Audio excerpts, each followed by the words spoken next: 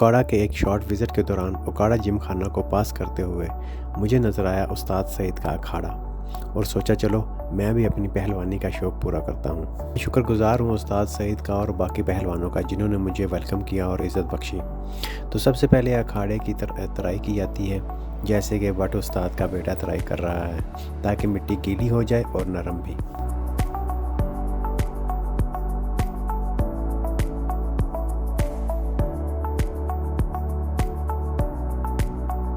اکھاڑے کی ترائی کرنے کے بعد اگلا مرحلہ آتا ہے جسم کو سرسوں کا تیل لگا کر تھوڑی کسرت کرنے کا تاکہ جسم کھل جائے، جیسے کہ عبد الرحمن اور صدیق پہلوان جسم کی آئلنگ کرنے کے بعد کسرت کر رہے ہیں۔ اس کے بعد اکھاڑے کی گوڈی کا مرحلہ آتا ہے۔ گوڈی کرنے کا مقصد سخت مٹی کو نرم کرنا ہوتا ہے تاکہ دوران کشتی پہلوانوں کے گرنے سے چوٹ نہ لگے۔ گوڈی کرنے کے لیے یہاں 2 کسیاں یا اردو میں جن کو بھالے بولا جاتا ہے وہ موجود تھے۔ ایک کا ویٹ تقریباً 8 سے 9 کلو گرام اور دوسری کا تقریباً 15 سے 18 کلو گرام تھا، اور گوڈی کرنے میں انسان کی ساری کسرت پوری ہو جاتی ہے۔ گوڈی کرنا بھی ہمت کا کام ہے۔ میں نے آج گوڈی نہیں کی، جسٹ ریلیکس ڈے تھا میرے لیے۔ اور گوڈی کرنا بھی کسی ایک پہلوان کے ذمے نہیں ہوتا، سب باری باری ایک ایک لائن کر کے گوڈی کرتے ہیں تاکہ کسی ایک پہلوان کا ہی سارا زور نہ لگے۔ گوڈی پوری کرنے کے بعد پاؤں کے ساتھ گڑی ہوئی لائنز کی مٹی کو لیول کیا جاتا ہے تاکہ گوڈی والے بڑے بڑے کھڈے فل ہو جائیں اور کچھ حد تک اکھاڑا کشتی کرنے کے لیے تیار بھی ہو جائے۔ آج استاد سعید نے آتے ہی صدیق پہلوان کے ساتھ پگڑ لگا لی۔ پگڑ بیسیکلی 2 پہلوانوں کی آپس میں کشتی کو کہتے ہیں، جس میں ایک پہلوان نے دوسرے پہلوان کی کمر کو نیچے لگانا ہوتا ہے۔ جو کمر نیچے لگا لیتا ہے وہ پگڑ جیت جاتا ہے۔ اکھاڑے کی لیولنگ کے لیے اگلے مرحلے میں سہاگا لگایا جاتا ہے تاکہ زمین صحیح سے لیول ہو جائے۔ سہاگے کے لیے ایک بڑا سا ریکٹینگولر ٹائپ لکڑی کا ٹکڑا یوز کیا جاتا ہے جس کے آگے رسی بندھی ہوئی ہوتی ہے اور پہلوان خود اسے کھینچتا ہے۔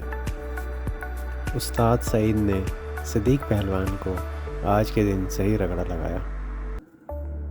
یہاں پر کشتی کے علاوہ جمناسٹک جمپس کی بھی بچوں کو ٹریننگ دی جاتی ہے، جن میں اسٹریٹ جمپ، پکی جمپ، اسٹریڈل جمپ، سپلٹ جمپس اور اس طرح جمپس کی اور بہت ساری ورائٹیز شامل ہیں، جن کو جمناسٹک پرسن علی حیدر لیڈ کرتا ہے۔ ادھر سے میں نے بلو نکر کے ساتھ اکھاڑے میں انٹری لگائی۔ ایک طرف عبد الرحمن اور بٹ استاد پگڑ لگا رہے تھے اور دوسری طرف میں نے تھوڑی کسرت کی تاکہ میں بھی پگڑ لگانے کے لیے تیار ہو جاؤں۔ پہلوانی کے لیے جسم کا طاقتور ہونے کے ساتھ ساتھ انسان کو پھرتیلا اور حاضر دماغ بھی ہونا پڑتا ہے تاکہ دوسرے پہلوان کے داؤ پیچ کو توڑا جا سکے اور اپنی پھرتی کے ساتھ اسے چت کیا جا سکے۔ کشتی سٹارٹ کرنے سے پہلے استاد سے اجازت دی جاتی ہے۔ استاد صحیح سے اجازت لینے کے بعد میں نے اور صدیق پہلوان نے پگڑ لگانا سٹارٹ کر دی۔ ایک دفعہ مجھے پچھاڑنے کے بعد دوبارہ سے پگڑ لگانا سٹارٹ کی اور اس میں مجھے صحیح رگڑا لگایا، جو کہ پارٹ آف گیم ہے۔ کشتی کے دوران بڑے صبر و تحمل سے کام لینا پڑتا ہے اور اپنے آپ کو کسی بڑی چوٹ لگنے سے بھی بچانا پڑتا ہے، اور یہ سب چیزیں پریکٹس سے آتی ہیں۔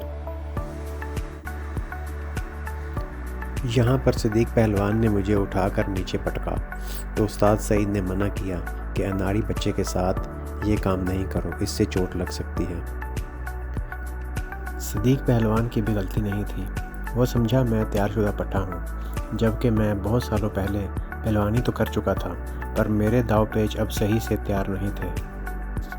اس کے بعد مجھے زور کروانے کے لیے بٹ استاد کے ساتھ پگڑ لگانے کے لیے کہا گیا اور بٹ استاد نے مجھے بہت تھکایا، ایون مجھ سے کھڑا بھی نہیں ہوا جا رہا تھا۔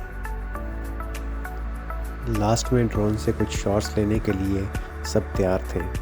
پورے اکھاڑے اور اوکاڑا جم خانہ کے شاٹس لینے کے بعد آج کا دن یہی اختتام ہوا۔ پہلوانی برِ صغیر کا ایک روایتی کھیل ہے اور مغلیہ دور میں پہلوانی کو بہت سراہا جاتا تھا، لیکن آج کل اس کھیل کو وہ اہمیت نہیں دی جاتی جو کہ دینی چاہیے، بلکہ انڈو پاک کی بہت ساری ایسی گیمز اب تقریباً ختم ہی ہوتی جا رہی ہیں۔ بچپن میں پہلوانی کو اسکول لیول سے ہی سٹارٹ کیا جاتا تھا اور تب لوگوں میں جذبہ ہوتا تھا کہ وہ ایسی گیمز کو کھیلیں اور ملک کا نام روشن کریں۔ پہلوانی جہاں آپ کو طاقتور بناتی ہے، وہاں بہت ساری معاشرے کی برائیوں سے بھی بچاتی ہے۔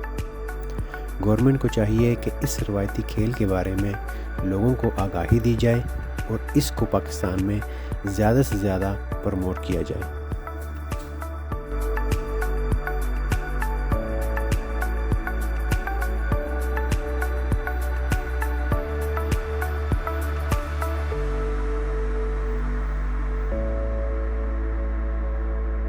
اللہ تعالیٰ سب کو صحت یاب رکھیں۔ امید ہے نیکسٹ ٹائم پھر ان سب سے ملاقات ہوگی انشاءاللہ۔ فار مور اپڈیٹس اور انٹرسٹنگ ویڈیوز کے لیے like, subscribe and share my channel. Thank you.